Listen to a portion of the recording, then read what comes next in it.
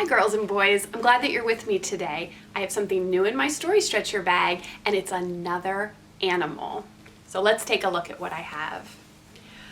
Inside, I have something that's green. He lives near water and he makes the sound ribbit, ribbit. I have a frog. Take a look, this is a pretend frog. It's a large frog, isn't it? And we are going to be reading about a wide-mouthed frog today. A very silly story that is a fiction story. So it's a fairy tale story about a wide-mouthed frog, but I wanted to show you the life cycle of a frog. I wanted to show you how frogs are born and the way that they grow and change throughout their life. So I'm going to get you to come a little bit closer so that way you can see the different models that I have so that I can show you about how a frog is born and changes throughout its lifetime. I think frogs are such fascinating animals. One of the reasons why I think they're so fascinating is because they do so much changing in their lifetime. So here's a frog that you have probably seen somewhere near some water, whether it's a lake or a river or a stream. But I wanted to start by showing you the eggs of frogs. So look at these little teeny tiny things. These are not real eggs. This is a model, but this is where frogs come from. All frogs lay eggs, and when they lay these eggs, they sort of look like these round jelly balls, and they are laid in the water, and then when the eggs hatch, out from the egg comes a tadpole. And take a look. This is the beginning of a frog. This is called a tadpole, and a tadpole is a fish-like animal that lives and breathes in the water. So this tadpole here has something called gills, and the gills are what let this tadpole breathe. So first they're hatched out of the eggs, and then they become tadpoles.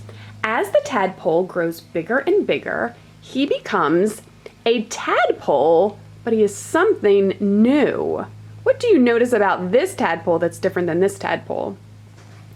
This tadpole has legs, doesn't it? Yes. So here, our tadpole is beginning to change. This is still called a tadpole, but now he is a tadpole with legs. And so after they're hatched from the egg, they become a tadpole, and then it changes a little bit into a tadpole with legs, and then it changes some more. Take a look at what this tadpole with legs changes into. It's beginning to look like a frog, isn't it? Yes, this is called a froglet. And the reason why it is called a froglet is because it is not quite an adult frog yet. Do you notice something that this frog has that an adult frog does not have? What does he still have? He still has his tail, doesn't he? This tadpole tail has gotten a lot shorter, but the froglet still has a tail. So as you can see, this froglet has changed from the tadpole with legs because his tail has gotten shorter, he's gotten darker green, and his legs have gotten bigger, and he now has 4 legs instead of 2. So this little frog is called a froglet.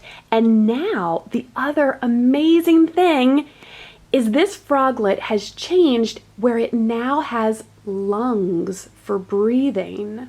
So before, when it was a tadpole, it used its gills like fish for breathing, and now it has grown lungs. And so now this froglet cannot breathe in water. He needs to come up for air. So now this froglet jumps and hops on land. So again, we have here the egg, the tadpole with legs, the froglet, and then it becomes an adult frog. So he has lost his tail, and he's grown bigger, and he has made his total transformation into an adult frog.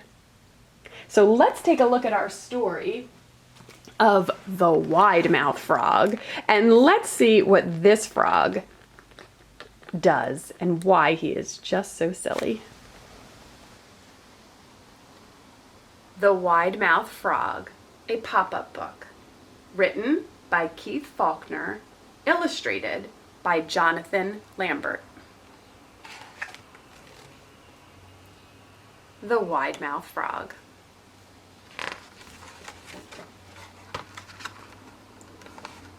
I'm a wide-mouthed frog, and I eat flies, said the wide-mouthed frog, shooting out his long, sticky tongue. As he hopped along, he met a blue-feathered bird. I'm a wide-mouthed frog, and I eat flies, said the wide-mouthed frog. What do you eat, bird?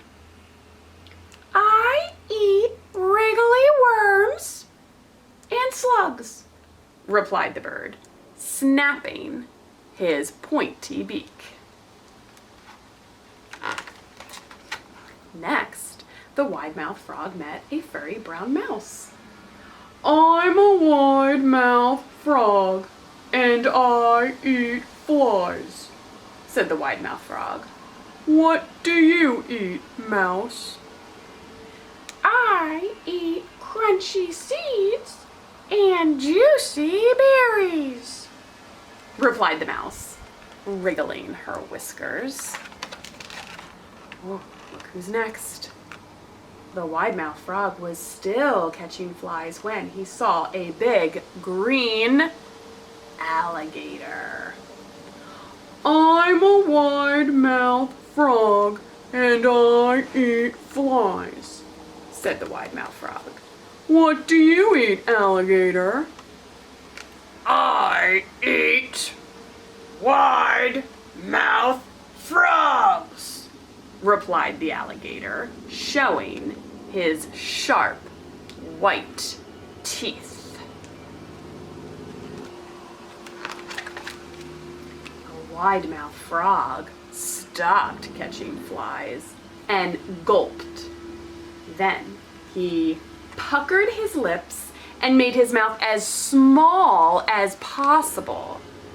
And he said, "Ooh, you don't see many of them around, do ya?"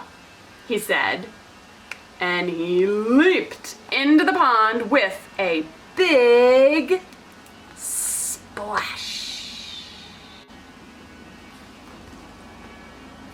I hope you enjoyed that story, and I have a special helper that's going to help with the next part of the story. This is my son Wyatt, and we're going to do some hopping together. So frogs hop in order for them to move around like that wide-mouthed frog. So now Wyatt is going to do some hopping, and I'm hoping that you can do some hopping with him at home. So if you're sitting down, go ahead and stand up. And remember that hopping is when you keep your legs together and you're doing jumps with your legs together. So let's start by hopping. Can you show me some hopping? Good job. Are you hopping at home? Go ahead, keep hopping, Wyatt. Hopping up and down. Good work. Now, can you hop on one foot? So go ahead and choose a foot. Oh, very nice. All right. Can you switch feet? Try a different foot, your other foot. Good job. Getting some good exercise, getting your heart pumping. Now, are you able to hop on one foot and spin around in a circle? Go ahead and show me how that looks. Whoa, good job, Wyatt. Hopping on one foot and spinning around in a circle. Were you able to do that too? All right, how about you put both of your feet together, and can you hop in the shape of a square? So you're gonna do one hop forward, and then one hop to the side, woof, and then one hop backwards. Good job, and then back over here. Good job. So you hopped in the shape of a square. Can you do it again? Go ahead, Wyatt, do it again. Woof, oh, you're out of view. Good job, excellent. Good work. Okay, now that you can do it in the shape of a square, can you do it in the shape of a circle? Can you hop in the circle? Whoa, you're going round and round. Can you do it again? Round and round. Excellent job. What about, can you hop in the shape of a triangle? So go ahead out diagonally a little bit. Woof, very nice. And then come back and then go over to the side. Yes, remember our triangles have 3 sides and 3 corners. Can you go? Ooh, and did you notice what Wyatt did? That was a great idea. He took his toe and he tapped out the triangle before he hopped it. Good thinking, Wyatt. Go ahead and now hop on where you were tapped. Whoop! No one can see you. Good job. Come on. Awesome. All right, can we do a little bit of hopping forward and backwards? Can you go forward with your hopping? And backwards. Forward again. Backwards. Yes. How about sideways? Can you hop sideways? In and out. Go ahead. Keep going. In and out. In and out. One more. In. Ah, very nice. Good job. I hope that you keep hopping, exercising, playing, exploring, reading, and learning at home. And I'll look forward to seeing you again soon. Can you say bye? Bye.